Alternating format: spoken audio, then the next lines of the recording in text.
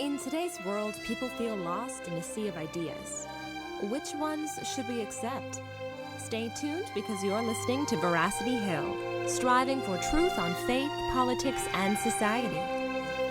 Here is your host, Kurt Jaros. Well, a good day to you, and thanks for joining us here on another episode of Veracity Hill, where we are striving for truth on faith, politics, and society. Chris tells me it's episode 164. Yes? All right, he's nodding, confirming. We've been going at this program for 3 years now, and it's such a blessing to do so. Sometimes I just lose track of the weeks as we come to you with new content week after week. Last week's episode was a fascinating conversation with myself on testimonies and deconversion when we talked about Marty Sampson and Joshua Harris. Really fascinating episode. Many things to consider, especially for apologists. And online, it continues. We shared an article about Marty Sampson, and it continues to get a lot of comments. This week I had an interesting engagement with a fellow named Garland. And we were talking about atheism and naturalism, evolution. Very fascinating. We heard from David Floyd, one of our longtime atheist followers, and he was chiming in with his views of morality. I think if atheism were true, if naturalism were true, then people would have a hard time getting morality outside of their own minds. Maybe we could come to some collective understanding, but you still can't get outside of the collective mindset. You can't ground morality in the objective world. It's just a bunch of people agreeing that chocolate's their favorite flavor, and there's nothing beyond that for morality. I see our guest today is already thinking deeply about my comments there. Before we jump to that, I do want to mention a couple things. We're talking about Pascal's wager today. It's perhaps one of the most underrated apologetic argument. And if you want to have your voice heard, there's a way you can do that. You can call in. We've got our call lines open. The number to call is 505-2STRIVE. That's 505-278-7483. If you're a Christian or not a Christian, we'd love to hear from you.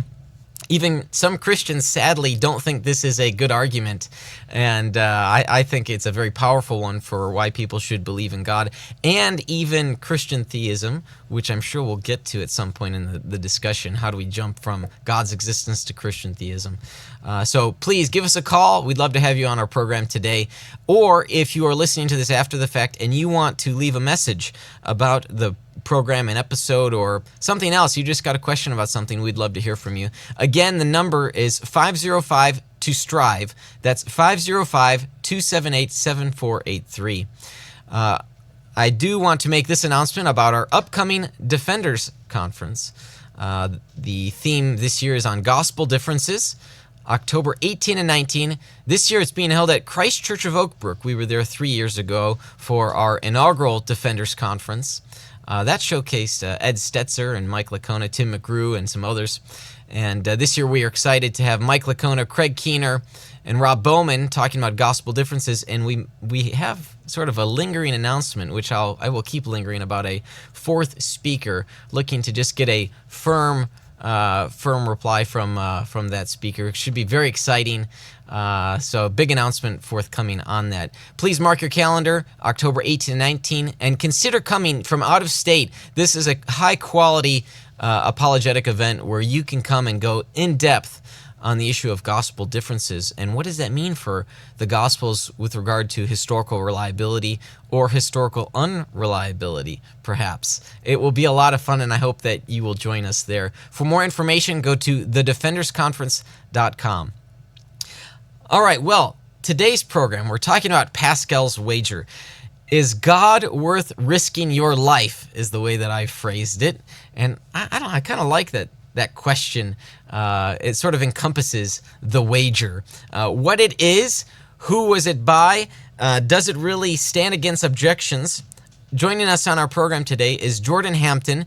He's a high school science teacher by day and moonlights as the crash course apologist at Crash Course Apologetics on YouTube. Jordan Hampton, thank you so much for joining us on our program today. Thank you very much for having me. All right, before we jump into it, let me ask you about Crash Course. Man, say that 5 times fast. I'm familiar with what the Green Brothers have done with Crash Course, a variety of Crash Course videos, and their animated videos there. Tell me about Crash Course Apologetics. Yeah, those brothers, they produce lots of videos on different subjects, and actually their videos get shown in school a lot. I show their videos. I teach biology and some other things as well. And I really like their videos on biology. What got me thinking about making the YouTube channel was when I would watch their videos on philosophy, I was a little underwhelmed. So they do very good animations. That's one of the ideas I had for my channel, was trying to make it animated and more vibrant colors, and visually look appealing, attractive. good Yeah, graphics. visually appealing, yeah. But when it came to the content of what they were saying, they tended to critique the old arguments as they were originally expounded, but they don't really address the development since then. And so often their objections that they bring up work. Sometimes they don't, but sometimes they work on the old argument, but they don't work at all on the newer version. So maybe like for the problem of evil, they may have brought in Epicurus and perhaps David Hume, but they haven't integrated Alvin Plantinga's free will defense development from the past 50 years. Yeah. Would that be fair? And it's not just like that one video. If you go and watch their one on, I think it's Aquinas, and in that video they critique the cosmological argument. Well, you had on Josh Rasmussen just a few weeks ago, and the kind of issues the objections they raised to that, just they don't work on Rasmussen's argument. Similarly, they have a video on Pascal's wager. I think it's called like Indiana Jones and Pascal's wager or something like that. And the objections they bring up are just the same old objections that get trotted out again and again and again. And these things have been answered. So I wanted to make a YouTube channel that serves the purpose of kind of being like the Crash Course guys, but just for teaching, instead of biology or philosophy, teaching apologetics. Yeah, nice. And you've taken the wager and turned it into a multi-series, 4 videos, I think you've turned it into, defending the wager. There are 4 videos which we'll get into this. There are 4 videos that are specifically about the wager. However, the wager kind of sets the framework for everything else that follows. So the playlist is still going. Yeah. I actually will have a video come out tomorrow at 2 Eastern Standard Time.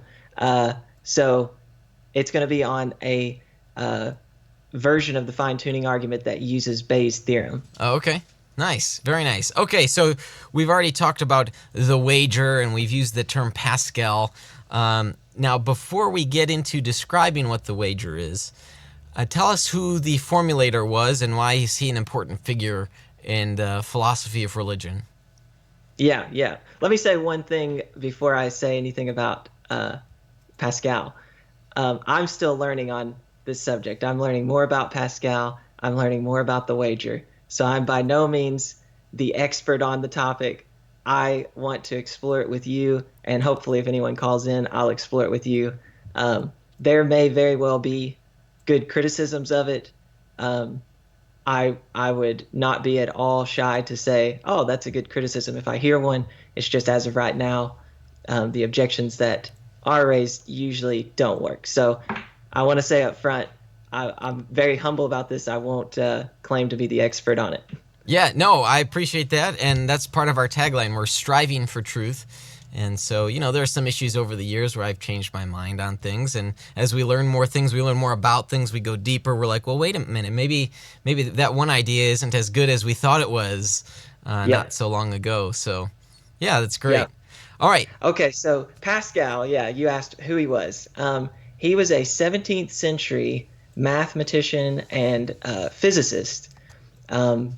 From what I can tell, his father was some kind of accountant, and Pascal helped his father. That's how he got pretty good at adding numbers, doing math. He was pretty much a prodigy when it came to this. So he was And, like doing the bookkeeping at 5 years old, yeah, for his yeah, dad. yeah, exactly. And that kind of like mathematical mind really comes out strongly in his wager. But he also was an inventor. So in order to help his dad, he invented the mechanical calculator. And that ended up becoming the precursor to the digital computer. So he's had a big impact just from that invention. Yeah. So the guy that but- invented the calculator was a Christian. Yeah, this very primitive version. I think, from what I can tell, the same way that the odometer in a car works, they built it off the design of Pascal's calculator. Huh. But so anyway, the way that this connects to Christianity is Pascal had this. I think at the age of in his 30s, he had this really intense experience, like a religious experience of God. And he was really like radically changed after that. And it was so deep, this experience, that he actually wrote down a note about it, and he kept it in his pocket, in his jacket at all times. After he died, they ended up finding that. But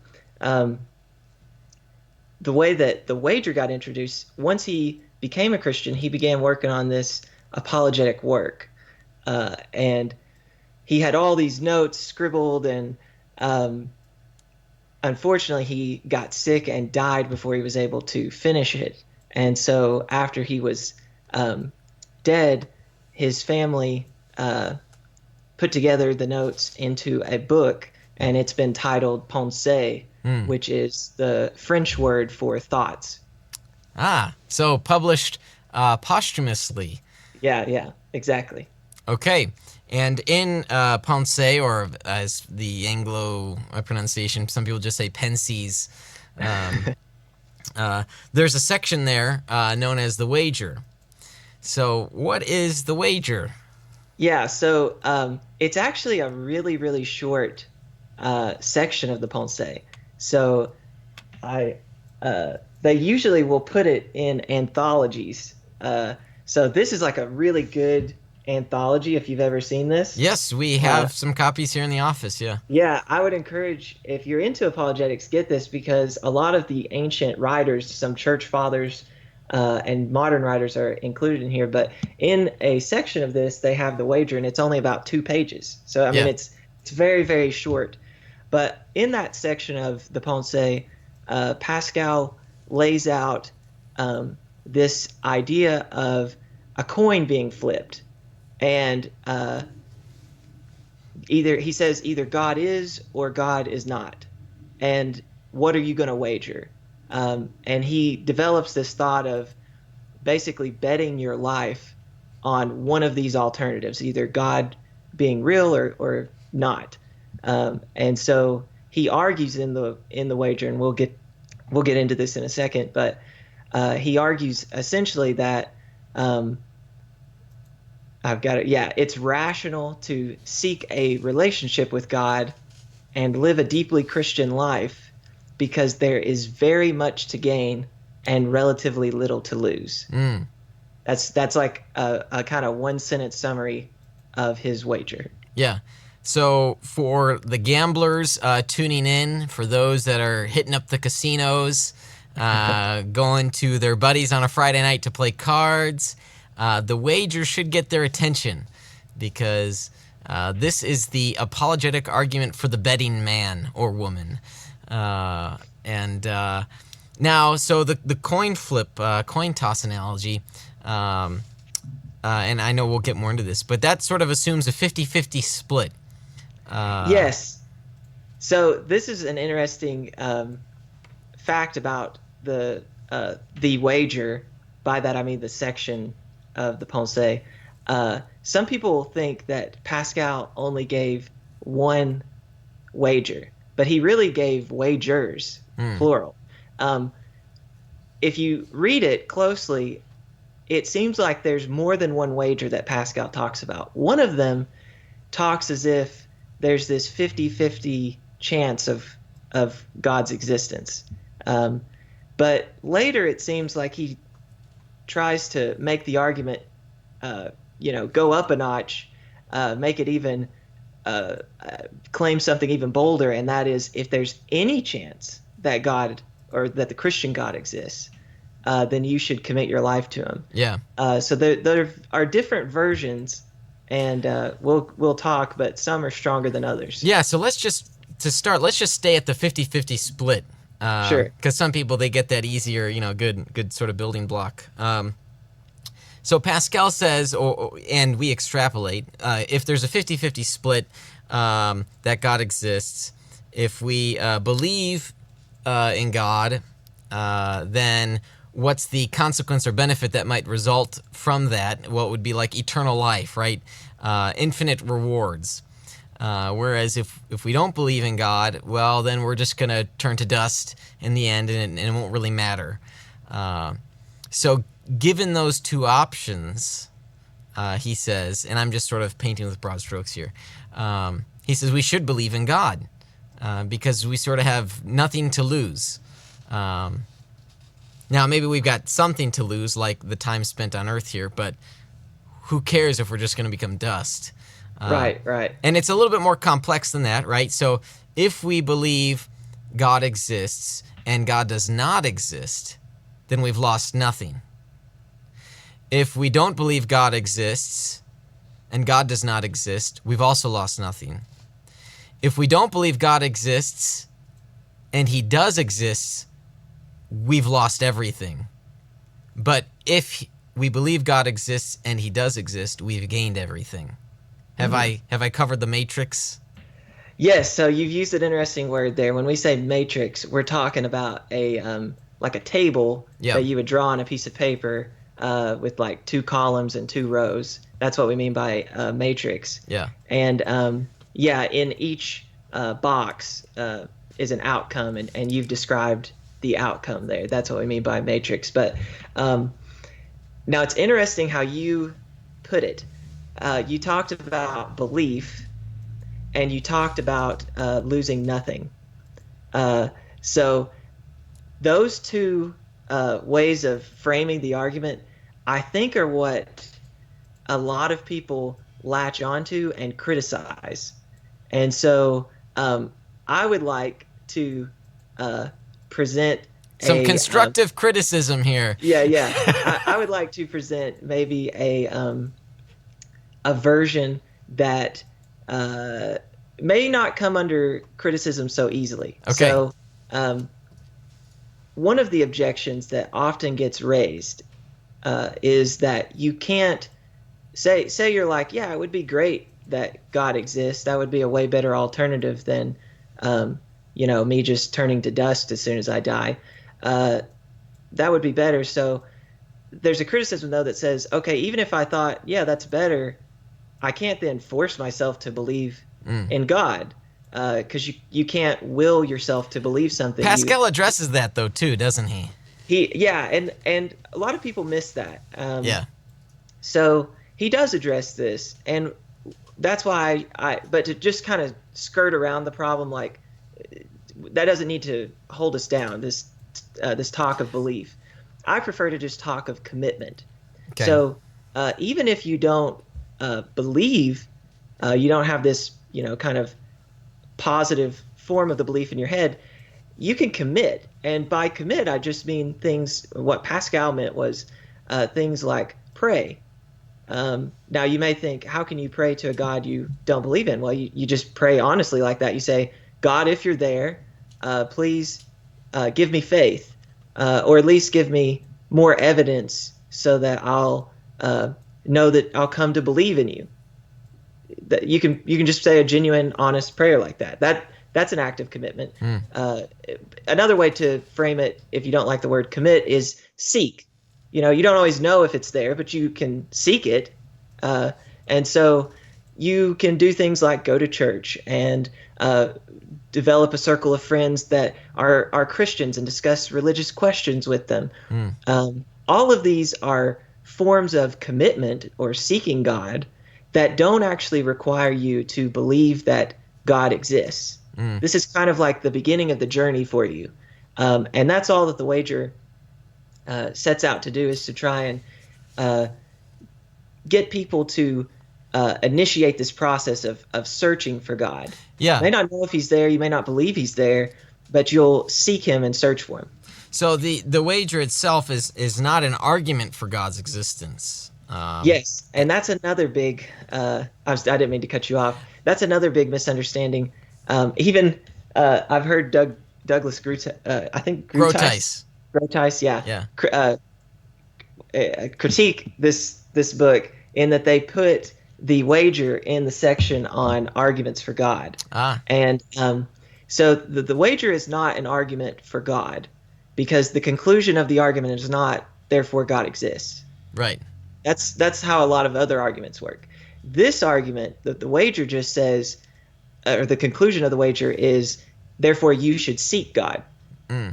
That's very different. And so it's helpful to keep that in mind. I think that's a big misunderstanding with the wager. And another big misunderstanding with the wager is exactly who the audience of it is. And this may lead us back into that 50-50 situation.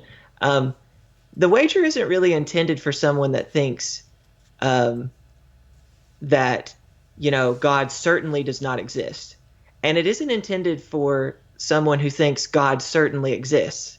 It's for those people that, fall in between there. If you have any doubt, or you just say, I could be wrong, I'm not 100% certain, then the wager is targeted more for those people. And then certain versions of the wager appeal to, the people in that group.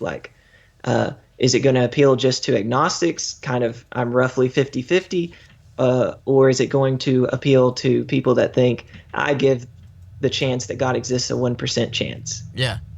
Yeah, and even that 1%ers, as we'll get into, Pascal says, yeah, you should still believe. Yeah, and in one of the, like I said, in one of the versions, it sounds like he's saying you should believe, and in other versions with the 50-50, it sounds like it's a different situation. So we got different styles of the argument. Yes. Leighton Flowers is tuning in. He says, I'm glad Jordan wore a headset, otherwise I wouldn't have been able to tell you two apart. This is a special episode of Veracity here with bearded and balded men. We should get Christian, our graphic designer, on call here, because he's one of us. Hurt said he's going to have me be his stunt double in forthcoming videos. Yeah, right. Leighton, thanks for tuning in. Glad you're watching. Okay, so Jordan, let's jump further and deeper into the argument here. Yeah, let me try to formalize the argument a little, just so we know where exactly we're at. So I am basing a lot of what I'm saying right now off of this book by Dr. Michael Rhoda called Taking Pascal's Wager. And so he kind of updates the argument. As I was mentioning earlier, it seems like the Crash Course guys critiqued the older form, but it's been updated a lot, Pascal's Wager, and so I'm basing it off of these updates. So here's kind of an updated version of Pascal's Wager. It's got 3 steps to it. Okay, it goes premise, conclusion. So premise 1 is, if Christianity has at least a 50% chance of being true, then it is rational to commit to a Christian life. Premise 2, Christianity does have at least a 50% chance of being true. And then the conclusion is, therefore, it is rational to commit to living a Christian life. Now, the wager is really premise 1. It's saying if Christianity has a 50% chance of being true, then you should commit your life to Christianity. That's where the wager comes in. Premise 2 is where natural theology and specifically Christian evidence comes in. So you can trot out arguments for God in support of premise 2, and you can bring in the case for the resurrection and other evidences specific to Christianity in premise 2. And from that, it follows it's rational to commit to living a Christian life. This is interesting. It's a logically valid argument, modus ponens, if I've heard correctly. If P then Q, P therefore Q. Yes. Now, premises, the way they work in deductive formats, it's that one should be willing to affirm a premise if the premise is more likely to be true than not, which itself is a probabilistic. Is a 50% That's or right. higher. So you just have to be 50%, or rather 50.1% certain that Christianity is 50.1%. Which is basically like, sort of, in a sense, lowers the bar. Yes. That one would consider. So you don't even have to be 100% certain that Christianity is 50% likely.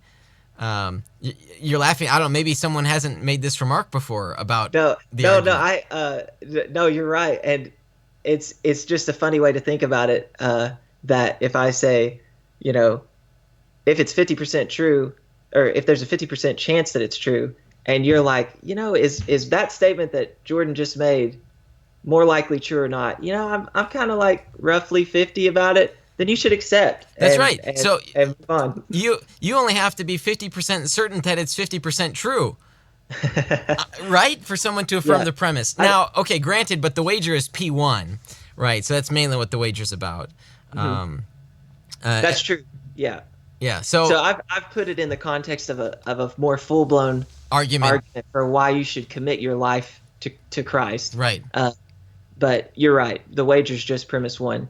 And so everything I say today, maybe that's a good way to think about it, Kurt. Everything I say today, by the end, think to yourself, is what he just said more likely true or not? And even if you're, almost 50-50 split, then you're probably going to accept premise one, and the argument goes on. Yeah. Yeah. Nice. Okay. So that's sort of the formal and updated formalizing of the wager and a fuller argument based on the wager. But maybe we can get more into it because I could think of numerous objections to, if I the way I learned it in undergrad was, you've got the life of sex, drugs, and rock and roll, or not. Why not take the life of sex, drugs, and rock and roll? Yeah, I don't want to caricature it. So let me do this. I'm going to offer two analogies. One of them is not mathematical at all, and then the other one's a little more mathematical, but still, I think, fairly easy to grasp. And in both analogies, I'm going to ask you, Kurt, so be prepared. But also those listening, I'm going to ask you, what would you do in this situation? Okay? So here we go. And the first analogy, this is not mathematical at all. Imagine that you're walking down a street, and as you pass a fence that is covered by a lot of trees and brush, you can kind of see through the fence and see through the brush, and you see what looks like a child face down in a swimming pool. And you think, I think this child might be drowning. I can't tell if it's one of those blow up dolls or if it's actually a child, but I can't quite tell. But it really does look to me like it might be a child drowning. So say you get a little closer, then you start trying to search it out a little bit more, and there's a lock on that fence. Okay, and you think, I really can't tell. It could go either way. This might be a child drowning, or it might not. I'm kind of 50-50. Okay, what would you do, Kurt? You wanna check to see that it's a child, and if it's drowning, you jump in and save the kid. Yeah, so you would be crazy to just be like, I'll just walk on down the street. You would want, it feels like you have a moral obligation to actually check it out and be sure about it, to seek for it. And even if you have to break the lock, okay, that's a cost to you. Say you end up being mistaken, and the owner of the house gets mad and yells at you and says, you have to repay me for that lock. You might say, it's worth the cost because what's at stake is worth so much. And it might very well be the case that the wager takes a similar form, where we might have a moral obligation to check out and see if what the evidence really shows about God, if he's real, if Christianity's true, and even if there's a cost to it, what is at stake is of such a high value that we've got to check it out. That's one analogy for the wager. And another one, this is a mathematical one. And the reason I give a mathematical one is because this is the route Pascal takes, a more mathematical approach. Say that we're betting here. Okay, you put that picture up on Facebook of the chips being flipped. So say we're betting here, and we're playing a game of chance with a coin. Okay, and I'm going to flip a coin, and you have to call what's going to happen. Okay, so when I flip the coin, you have to call whether it's heads or tails. Say that you say it's heads. So you call heads, and what do you know? It turns up it's heads. You won $100. Okay, if you call heads and it lands heads, you'll win $100. Now, if you call heads and it lands tails, then you'll lose $1. Now, say the opposite happens. You call tails and it lands heads. You'll lose $100. Say you call tails and it ends up being tails. You'll win $1. Now, Kurt, what would you choose? What would you call if I flipped that coin?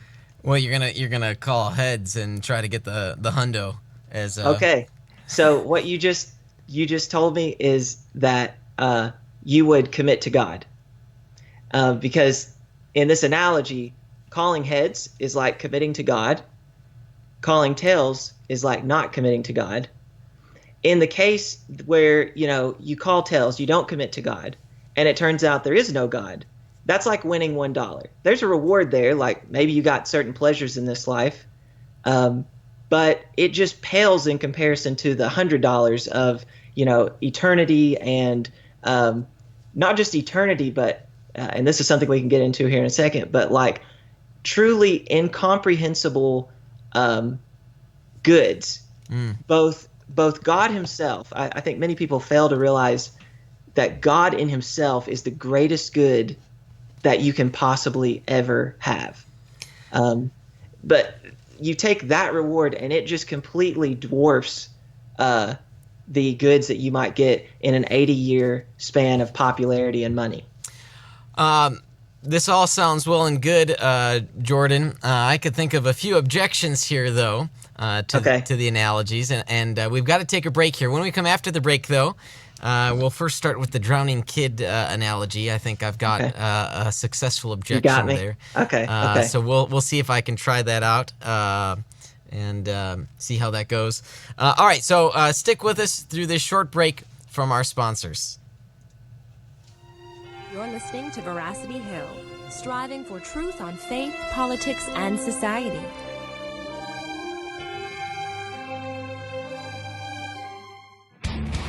Evangelical Christians are talking about hell.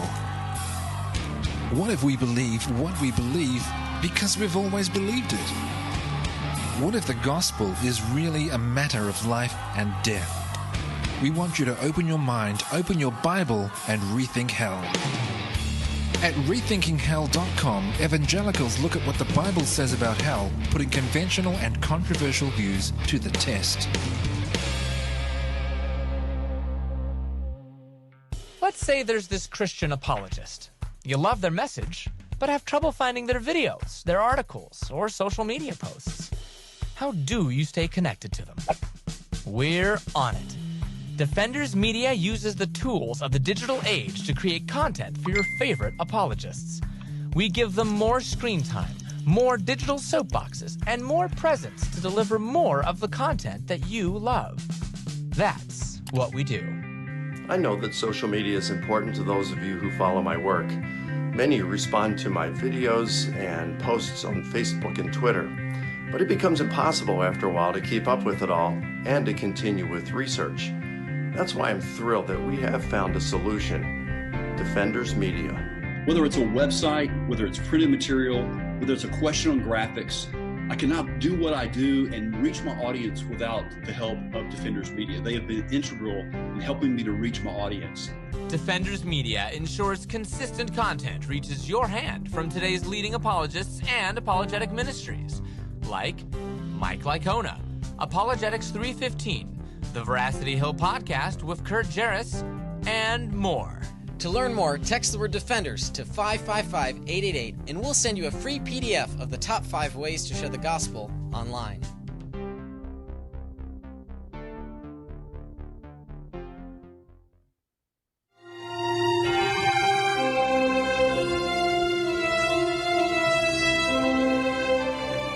Thanks for sticking with us through that short break from our sponsors. If you'd like to learn how you can become a sponsor, you can go to our website, veracityhill.com, click on that Patron tab, and we are so close to having our new website up and running. It's going to be a stellar, great-looking facelift. The first time I made the website was 3 years ago, and so it needs a little updating to the design. Of course, all the content will be there, and everything else, all the functionality will be there as well, so stay tuned for that. Also, let me say this. If you are a longtime listener of the program, would you consider becoming one of our monthly supporters? Those are patrons, folks that just chip in a few bucks each month. Also, give us a review on Facebook, iTunes, or the Google Play Store, wherever you listen to this program. Reviews are a great way of having new people who come across our program learn about what other people think, and we'd love to get your support through those reviews. On our show today, we're talking about Pascal's wager, or the wager, as some call it. It's perhaps one of the most underrated arguments for seeking God. Notice the distinction there if you were tuning into the first half of the program. I'm joined today by Jordan Hampton. He's a high school science teacher by day and moonlights as the apologist at Crash Course Apologetics on YouTube. And Jordan and I have been talking about the wager. He gave 2 analogies for the wager in the first half of the program. He talked about a drowning baby, or perhaps if we waged $100 versus $1 in a coin flip. And I thought of maybe some objections to this. But now, Jordan, before we get to those objections, we do a segment on the program called Rapid Questions. And this is where it's a 60-second segment, and you're giving me the death stare like I've never told you about this, but that's the idea. I don't like Dr. Pepper. You can skip that question. Oh, he has listened to Rapid Questions. Okay, well, he's already answered that one, and Chris, can you drop the call now? Sprite is where it's at. Sorry, what was your preferred drink there? Sprite, by a long shot. Sprite? Yes. Who drinks Sprite? It just is so crisp, and yeah. He does. Yeah. Mark says he does. All right, so I'll start the game clock here, and maybe I'll try to ask you some other questions then. Mark gave me some updated versions, so we'll see what we've got here. So are you ready, Jordan? Yeah, I'll give it my best shot. Okay, here we go. KFC or Taco Bell? Taco Bell. Have you ever driven on the other side of the road? No. Apple or Android? Apple. What's your biggest pet peeve? Water on the bathroom floor after a shower. It's on my nerves. What movie makes you cry every time you see it? Probably Passion of the Christ. What's your favorite superhero? Batman, for sure. What occupation would you never attempt? Maybe like the CEO of something. What's your favorite food at Thanksgiving? Turkey. Pick a fictional character you'd like to meet. Either Sherlock Holmes. Let's go with Sherlock Holmes. I always liked him. If you had to sing karaoke, what song would you pick? Karaoke song. I don't know. I don't know. Not much of a karaoke guy, huh? No. And turkey, that's a solid nap time food at Thanksgiving. Yeah, I was between my mom's broccoli cheddar casserole. That's like so good. But I do like the turkey, especially the dark meat. Oh, dark meat. Yeah, that's the way to go. It's juicier. Yeah. Does it have more tryptophan? What's tryptophan? Yeah, I think it does actually. I think the dark meat has more tryptophan. It's an amino acid. Yeah, amino acid. What a high school biology term. Okay, the wager. Here we go. Let's start with the drowning kid. Okay, and who knows? Maybe this is something to think about. Okay, if I'm a guy that's walking down the street, maybe I stop. But what if you are the president of the United States and you have a meeting with the Russian ambassador? So maybe you see a drowning kid there, but you have an important meeting to get to. Is it worth your time to stop? And maybe this would be analogous for other average Joes, like maybe it's just not worth their time. Maybe they value the life of sex, drugs, and rock and roll more so than saving a human being. So maybe it's just for those of us who already value human beings. Yeah. Well, I guess, so anytime that a critique of an analogy is given, I'm trying to think of what that your analogy is supposed to match up with. So it just seems to me like if all it is a meeting, especially if it could be postponed, I don't know. That just seems to me like you would definitely save the drowning baby, like no questions asked. Now, if you made it like a really harder scenario, like the Russian ambassador, like if we screw up the meeting with the Russian ambassador, then they'll launch a nuclear warhead or something like exactly. that. Yeah. So there's some. Yeah. Then you have to start thinking like a consequentialist, and that's a hard that you're probably familiar with the trolley problem and like giving up one life to save more lives and things like that. So, I mean, I don't know that that's like a critique of the wager necessarily, so much as a critique of like where you stand on consequentialism. Right. But, and so, as I said, sort of the analogy here would be like someone valuing the life of sex, drugs, and rock and roll a heck of a lot more than valuing the life of commitment to God, right? Maybe that's where the analogy is. So if I'm saying there's this more important meeting, then someone's just valuing their earthly life and what they'll get out of it more so than the outcome. Okay. Yeah, now that I can address. Okay, I see that. Maybe I just misunderstood the first part. I think so I would just like to have a conversation with that person and ask some questions. I think that when people think of what it will be like to be with God, I think a lot of times they have a really not unbiblical and also just under imaginative idea of what heaven will be like and what it will be like to be with God. If you, to me, like I was saying a few minutes ago, God is the greatest person that, or the greatest being that you could ever fathom, and there's no one more loving. Like I feel like people, especially in this culture, can really grasp onto the idea of love, and like it seems like love is incredibly valued and championed. Like that's something to be fought for and desired. And there's no greater being that loves you more deeply than God himself, at least if the Christian God is real. And then you add to that, he's the most adventurous person you'll ever know. He's the funniest person that he's the kind of person you just their personality would attract you to, you know what I mean?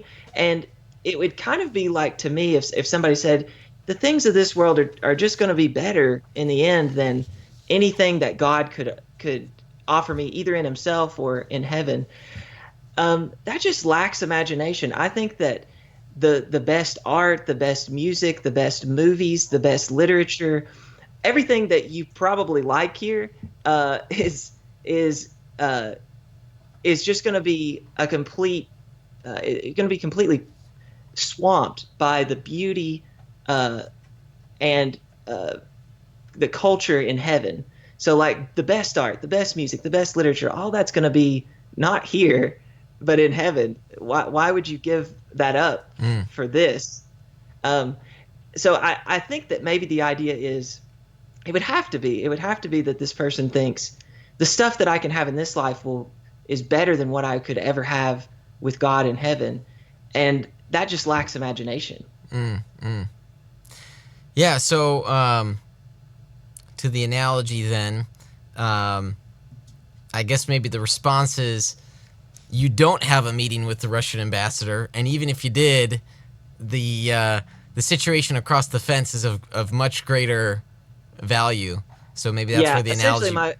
Essentially my maneuver, I don't know exactly how to modify the analogy, but essentially my maneuver is, if we're taking it to the wager, why do you think that this life is going to be of greater value than, or the things you would have in this life is going to be of greater value than God himself and relationship with him for eternity in heaven? Yeah, good. It seems like whatever they say is going to, at some point, lack imagination and just not be biblical. Yeah. I just want to note here, Kyle's got a good question. We'll get to that towards the end of today's discussion about getting to the Christian God. Sure. But the coin flip, okay, the betting the $100 versus the $1. Yeah, of course you're going to bet on the $100 every time. But that assumes 50-50 split here. What if you had a wager? What if you were playing the roulette table where it's not just 50-50? Maybe you place your bets on the small $1 options instead of the $100 one, which is so to bring it to the wager. Let's say there's not a 50-50 chance. Let's say there's a 2% chance that God exists. So yeah, in that case, right now where I stand on this is I think that I only adopt the 50-50 version of Pascal's wager, and I'm not yet. I think I see problems with the 2% version, like you mentioned, and so the person that thinks there's only a 2% chance that God exists, then I would say, okay, Pascal's wager doesn't apply to you. Like, you're not my target audience with the wager. Really? Okay, so that's, well, sure, maybe not target audience, but even then, I would still argue with that person, and I'd say even if there's 2%, you should still commit to God. My hesitation for that is that we're dealing with a type of person where it's not just the intellectual. They're not just basing it on probability. There's something else going on there. Well, no, I'm just sticking with the probability. So go back to my coin flipping analogy. So the thing is that's assumed is it's a fair coin that's being flipped. Yeah. So it's 50-50. So if you came to believe that, or at least you thought you had good reason to believe that the coin that was being flipped wasn't fair and it was rigged to land on tails. Yeah. Okay. Yeah. So you know maybe even rigged coins can have this rare, it turns up the other one, but so there's a very small probability that it will turn up heads, but it's rigged to turn tails. So in that case, earlier you told me I would pick heads. You probably wouldn't pick heads if you knew the coin was rigged to be tails, right? Yeah, right. I wouldn't. So I would say, even if I would rather win the dollar by saying tails than to say heads and know that I'm going to lose $100. Yeah. If it's rigged. So that's one reason that I don't favor the stronger form of Pascal's wager that says any non-zero probability is all it takes to get you to take the wager. I would rather stick with it needs to be roughly 50-50. Well, what about 60-40? I've thought about this, and like I don't have a good answer for where's that cutoff. Right. That's why I say roughly 50-50, and I really don't have a good answer for, if you're 60-40, or say you got a 40, you think there's a 40% chance that God exists. I don't know. It's like a hard cutoff. You can do the math. I won't get into that, but this whole wager is based on something that's completely religiously neutral. It's just a theorem in math or probability theory called decision theory, and it's really straightforward. I've done it in the videos on my YouTube channel. The way that you work out these probabilities, so you make a matrix, you put the probabilities on them that you think, and see what the math shows. Yeah. The idea is that, and this has a few exceptions, but most of the time you're going to pick the thing with the greatest expected value. Yeah. When you do the math, whatever comes out with the greatest expected value, pretty much most of the time that's what you're going to pick. There are certain paradoxes, but that usually goes with a lot of things. Sure, yeah. Good. Okay, we've got just about 10 minutes here. I've got Kyle's question, but before we get to that, I want to ask you about maybe one objection to the wager that people might embrace the commitment to God out of selfish reasons. Say a stay out of hell free card. Or maybe religion is just a crutch for them, so it's a bit more convenient for them to accept the wager. What would you say to something like that? You don't have to take the wager for those reasons. That would be my first response. So I feel like the way Chris, I feel like the way Jordan just said that was like, we're in the Matrix, and oh come on, Lawrence Fishburne's character, Morpheus. Thank you. It's been so long since I've seen that. I feel like the way he just phrased it was like Morpheus. You don't have to take the wager. He's bald too. Well, you don't have. I'm still saying take the wager. I'm just saying you don't have to take it for those reasons. Right. Yeah. Sorry. So, that would be my first response. So notice when I was trying to elaborate on this outcome where God exists and you've committed to him, and you're wondering, well, what's the value of that? And you were saying maybe somebody would have, a greater value over here. When I pitched that outcome to you, I was saying God is the greatest good. Like, I'm not saying you want heaven and you don't really care if God's there or not. I'm saying, no, God is what's he's better than anything you could ever imagine. And him and himself. Everything else, like the people with him, that's great too. And, we'll be healed and all that's great. But God himself is the greatest good. And so you can seek the wager to please him, to be in relationship with him, because you want the greatest good, which is him in himself. Now, I think this, people do all the time commit their life to Christ out of fear of hell. And I don't think that's healthy to stay there.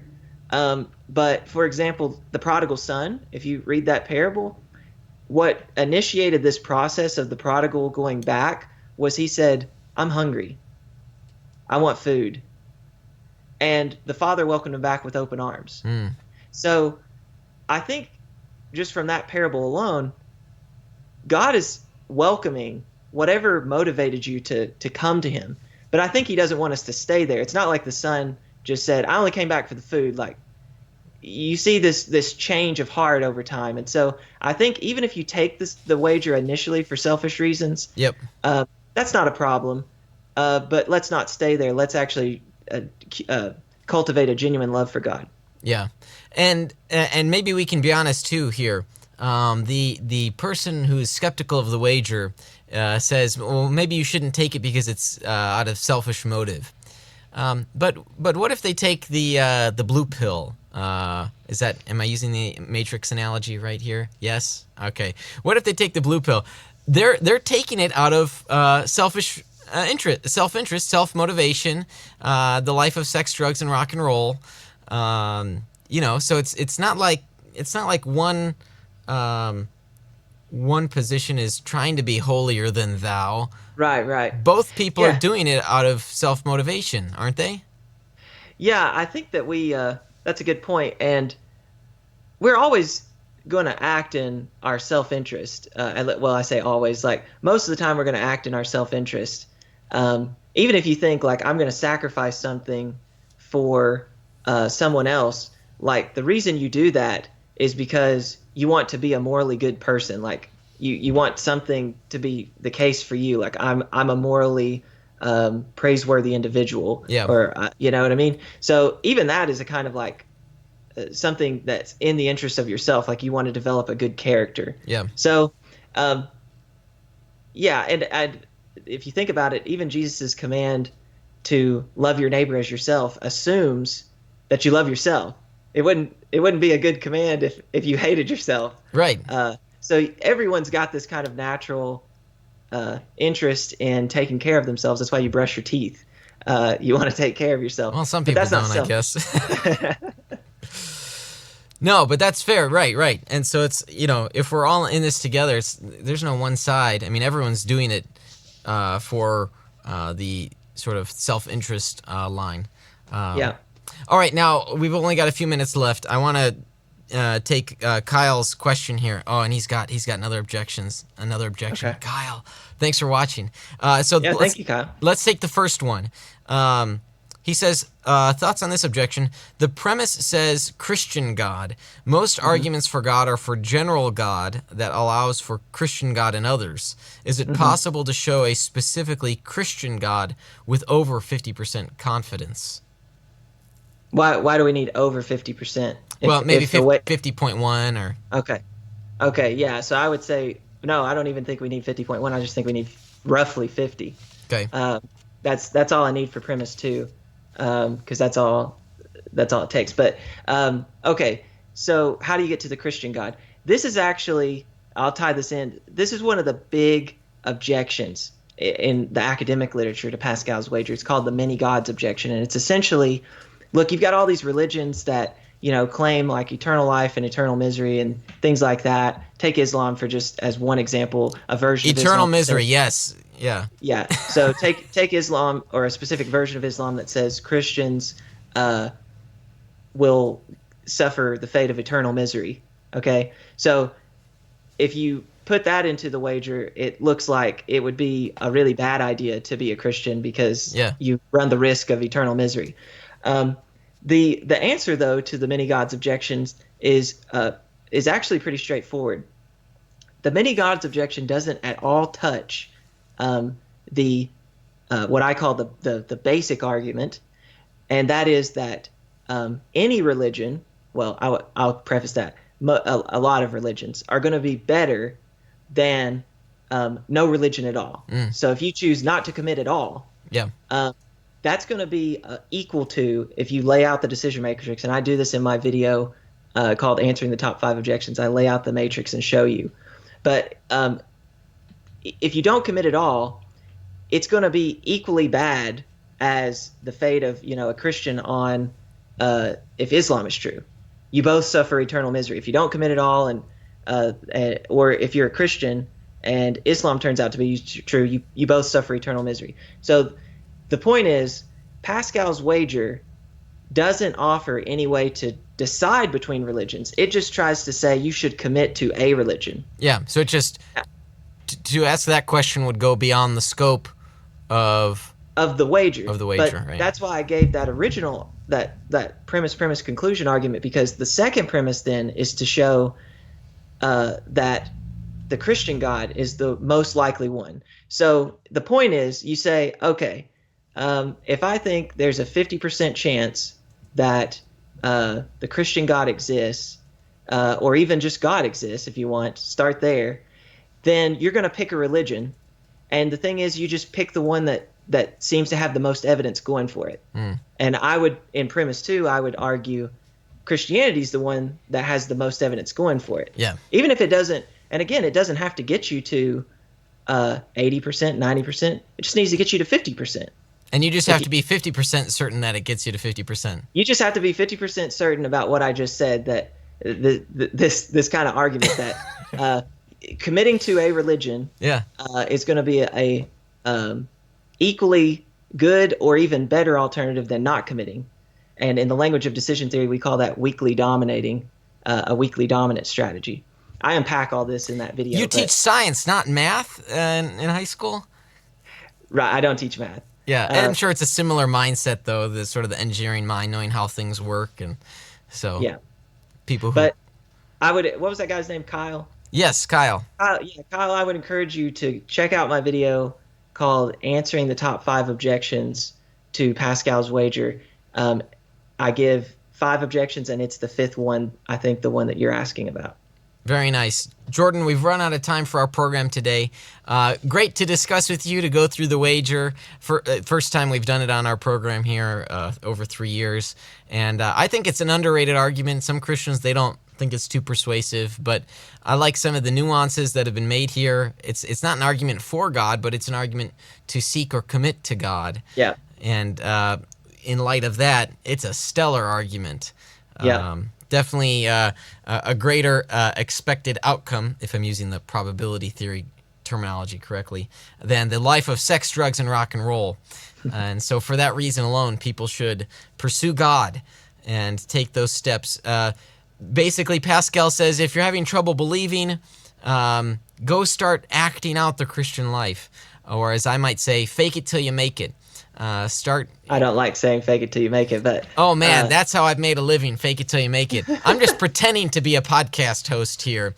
No, I know we're out of time, so I'll plug a couple things if you'll let me. Sure, yeah, go ahead. So Pascal had this interesting thought of there's good evidence for God, but we fail to see it because of our sin. And so his goal with the wager was, if I can move the person to be more receptive to God, then his grace will help them come to see that the evidence is stronger, and they'll commit. And so that's what I like most about this argument, is unlike other arguments that are for God, you just end up with God exists, and it's kind of like, yeah, I can intellectually consent to that, but I don't do anything. Pascal's wager says, no, I'm moving you to action, not just intellectual consent. Yeah. And you're going to go to church, and you're going to pray, and you're going to seek God and discuss these religious questions. So I have lots more content than Pascal's wager planned for my YouTube channel. Please go check it out. Subscribe. It's called Crash Course Apologetics. And like I said, I'll have a new video coming out tomorrow at 2 o'clock Eastern Standard Time. Great. Thank you, Jordan. And stay on the line here. I want to chat with you after I sign off here. All right, well, that does it for our program today. I'm grateful for the continued support of our patrons and the partnerships that we have with our sponsors. And they are Defenders Media, Consult Kevin, The Sky Floor, Rethinking Hell, the Illinois Family Institute, and Fox Restoration. I want to thank our technical team today, specifically our technical producer, Chris, and for Mark for sitting in here, our associate producer. I want to thank our guest, Jordan Hampton, and last but not least, I want to thank you for listening in and for striving for truth on faith, politics, and society. You've been listening to Veracity Hill, striving for truth on faith, politics, and society. This is a listener-supported program. For more resources, including past shows, visit veracityhill.com.